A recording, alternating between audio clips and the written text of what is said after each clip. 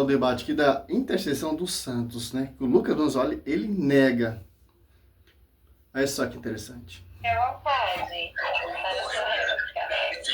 Eu citei o versículo que diz: a sua recompensa virá na ressurreição dos justos. Não diz que a recompensa vem imediatamente após a morte, quem diz o Concílio de Trento. O que ele responde? Ele tenta perverter a doutrina da ressurreição para fazer parecer que existe uma ressurreição em espírito que já aconteceu após a morte, quando a alma sai do corpo. Meu Deus, onde está isso na Bíblia? 2 Timóteo 2, 17 e 18, Paulo parece estar escrevendo justamente pensando nisso. Ele diz o seguinte: o ensino deles se alastra como câncer.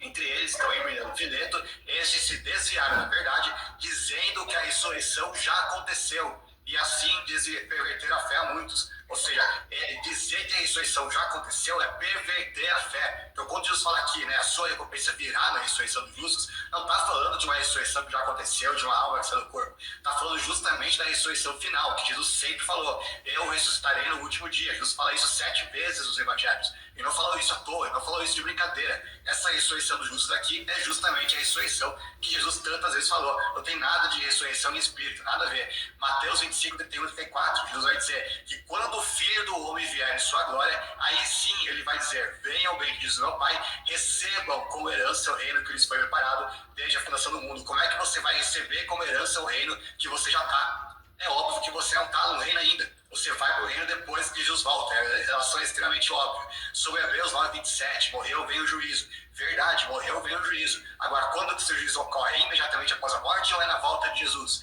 Mais uma vez, 2 Timóteo 4:1, vai dizer que na presença de Deus, Cristo Jesus, que há de... Aqui, o Lucas Donzoli, ele conhece a escritura muito bem e os versículos, certo? Ele nega a imortalidade da alma, ele nega a intercessão dos santos. Por quê? Ali, Paulo está falando da vinda do Senhor Jesus Cristo e toda a sua glória. Aquele que ressuscitarão para a glória, e aquele que ressuscitarão segunda vez para a condenação. É simples.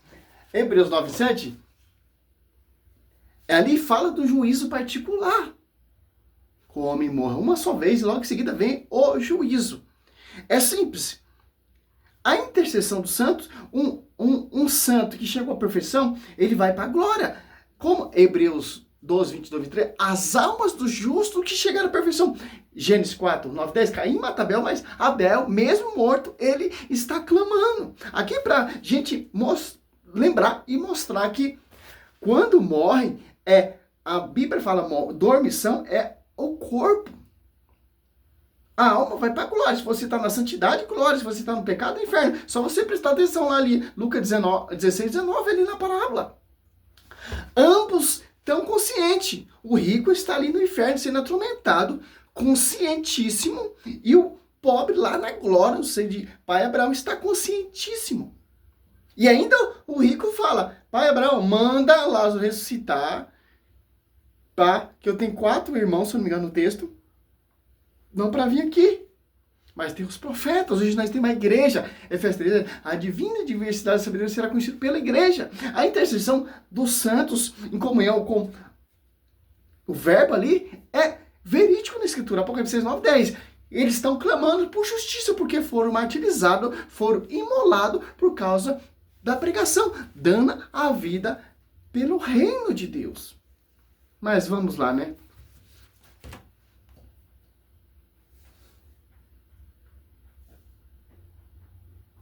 julgar os vivos e os mortos por manifestação do seu reino. Não dá a dizer aqui que os mortos já foram julgados, é só no futuro, quando Jesus voltar. Atos 17, 31.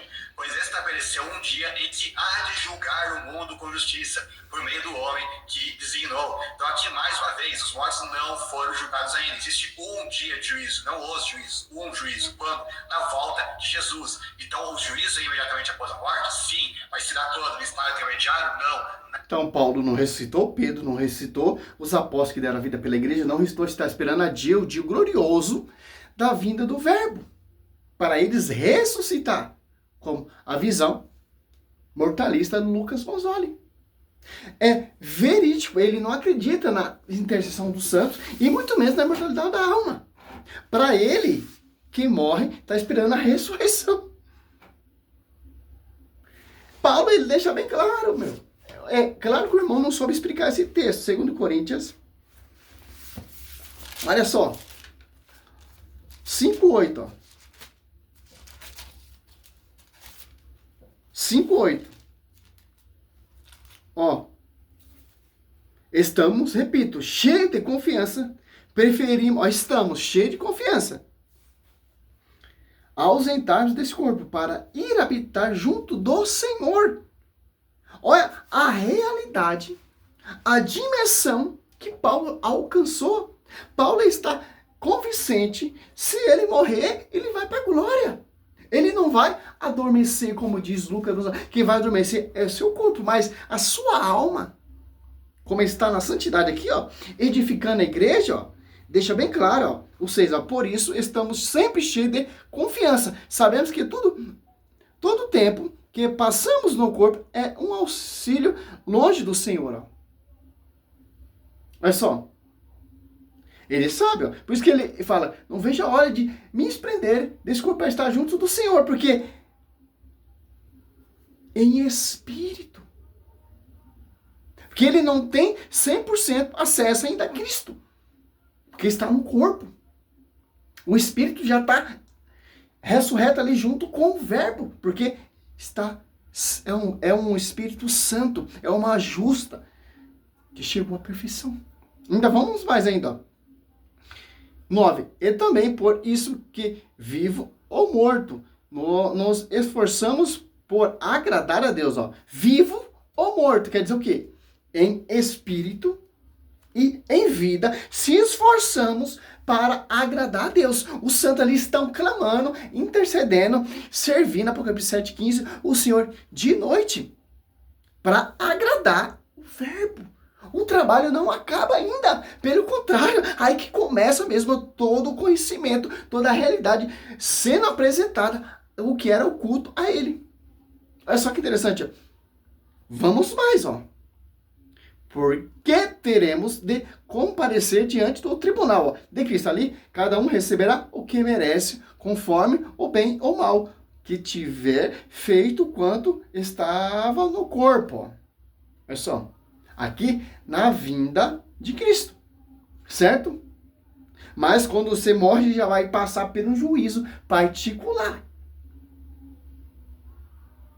Que interessante, pô. É simples entender isso. Paulo já estava convencido, pô. Para ele, tanto faz. Mas vamos mais lá, né? Na ressurreição, quando Jesus voltar. Por quê? Porque não existe tempo entre a morte e a ressurreição. A perspectiva de quem morre, você morreu, imediatamente você ressuscita para estar com Cristo. Tava vendo os apologetas católicos, cara, caindo matando em cima desse mentiroso. É mentiroso. Ele adultera texto, ele adultera patrística para provar que a igreja católica está errada. Não, meu irmão. A igreja, ela é coluna sustentável da verdade. A igreja católica, ela não tem erro, porque o Espírito Santo assiste a igreja, Mateus 28:20. E os caras, ele manobra texto, manobra patrística, manobra a história da igreja para degrinir a igreja, pô. Já está sendo desmascarado, pô. Tem muito católico inteligentíssimo que conhece a história patrística, etc. Eu vou de Bíblia, que eu não tenho acesso a essa documentação, certo? É simples, pô. É uma igreja em comunhão com os santos. É uma igreja mística. Você vê o Padre Pio, um santo místico, pô. Foi chagado com a chaga, o martírio de Cristo. Ainda seu corpo foi incorruptível. Carlos Alcurte, corpo incorruptível. É simples, é uma prova convincente que a igreja católica é a única. Fundada, instituída por Cristo, confiada primeiramente aos apóstolos. Que é o fundamento dos apóstolos. Os apóstolos são as colunas que sustentam, 1 Timóteo 3,15, essa igreja. É simples, pô, entender isso. Se o cara usa a história, fala que Santo Agostinho não era católico, Santo Tomás de Aquino não era católico, São Jerônimo não era católico, os caras, meu irmão, eles são unidos, uno com a igreja. Se tiver apologeta, distorcendo a Bíblia, falando que os padres, os primeiros cristãos ali, apoiavam a sola escritura. Não, meu irmão, a tradição. É simples entender isso. Não tem como, pô. Porque é uma igreja santa. E o fundador é santo, o esposo é santo e a esposa é santa. E os santos que alcançaram essa graça estão clamando, servindo ali de noite, porque deram a vida, foram martirizados por essa igreja. Seus corpos, sim, estão esperando a ressurreição, o dia glorioso do Verbo, mas o seu espírito... Apocalipse 9:10, Apocalipse 5:8, Apocalipse 8:3, Apocalipse 7:15, Apocalipse 7:8, 9, 10, estão clamando ali, servindo de noite. É isso que Paulo quer transmitir a esses incrédulos. Distorce. Simples, ver ele Caim mata Abel. Abel está clamando. Por que Abel não está dormindo? O que está clamando? A Bíblia diz que o sangue é alma. Santo Estevão foi martirizado. Ele olha ali, quisto de pé na glória, pô. E ele foi para onde? Entrega o meu espírito. Santo Estevão fala. Seu corpo ali adormeceu. O seu espírito, a sua alma subiu porque é Marte. É isso que essas doutrinas, pensamentos de homens, visão carnal, e que isso fala, João 7,14, a minha doutrina minha, mas daquele que me enviou. A doutrina da igreja ela é uma doutrina santa, não é a doutrina carnal, como você vê hoje em dia nessa atualidade. Eu servo Roberto, eu tenho um amor pela Escritura, porque eu leio a Escritura não é com a minha visão carnal. Aqui, ó, Gênesis. Com visão carnal, você não vai acreditar, pô. Aqui, ó, 4:9, ó. O Senhor disse a Caim, onde está o teu irmão Abel? Caim respondeu, não sei. Sou porventura eu guarda de meu irmão, ó? O Senhor disse, que fizeste? Eis que a voz do sangue do teu irmão clama por mim desde a terra. Visão carnal, visão desses pastores, doutores, mestres. Não, tá dormindo. A alma tá clamando. Tanto que no Velho Testamento já mostra ali, ó. Hebreus 11:4. Olha só.